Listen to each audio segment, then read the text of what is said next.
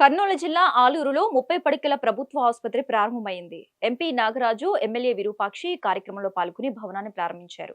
Hospital ని పూర్తి స్థాయిలో అభివృద్ధి చేస్తామని ఎంపీ హామీనిచ్చారు. ప్రజలు సద్వినియోగం చేసుకోవాలని సూచించారు.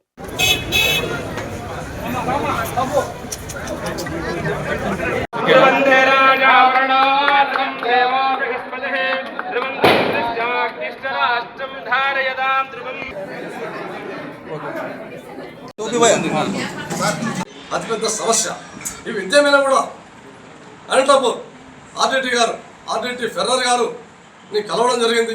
ఎస్పెషల్లీ మా కర్నూలు పార్లమెంట్లో ఏది రకమైన కూడా ఆలూరు ప్రాంతాన్ని మాత్రం ప్రత్యేకంగా గుర్తించాలని చెప్పడం జరిగింది.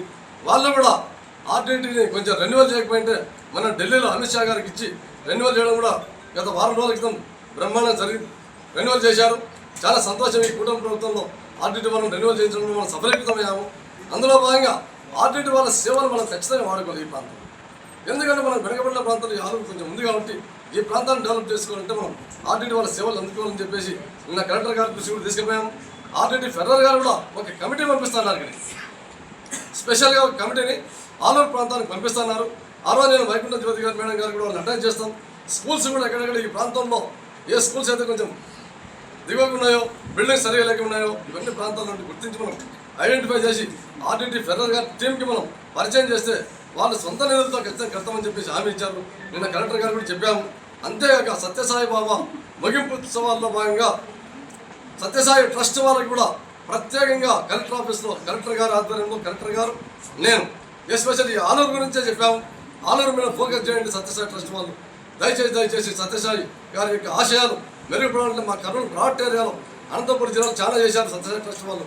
మా జిల్లాలో ఎస్పెషల్లీ ఆలూరు మీద ఫోకస్ చేయండి అని చెప్పేసి గట్టిగా కలెక్టర్ గారు మేము విన్నవించడం జరిగింది. ఆ ట్రస్ట్ వాళ్ళు కూడా ఓ కమిటీగా ఏర్పడి ఈ ఆలూరు ప్రాంతాన్ని అంతా తిరుగుతామని చెప్పారు. కాబట్టి రాబోయే రోజుల్లో ఈ ఆలూరు ప్రాంతంలో విద్యా విషయం అయితేనేమి, వైద్యం అయితేనేమి, మౌలిక వసతుల్లో భాగంగా నేషనల్ హైవే అయితేనేమి, అంతేగాక అన్ని ఇరిగేషన్ పరంగా వేదవతి, ఈ 4 అంశాల మీద ఖచ్చితంగా రాబోయే 3 ఏళ్ళలో మీరు ఎన్నడూ చూడని విధంగా ఈ కూటమి ప్రభుత్వంలో బ్రహ్మాండంగా రిజల్ట్ వచ్చే విధంగా మేము పనిచేస్తామని చెప్పేసి మీ అందరికి తెలియజేస్తాను.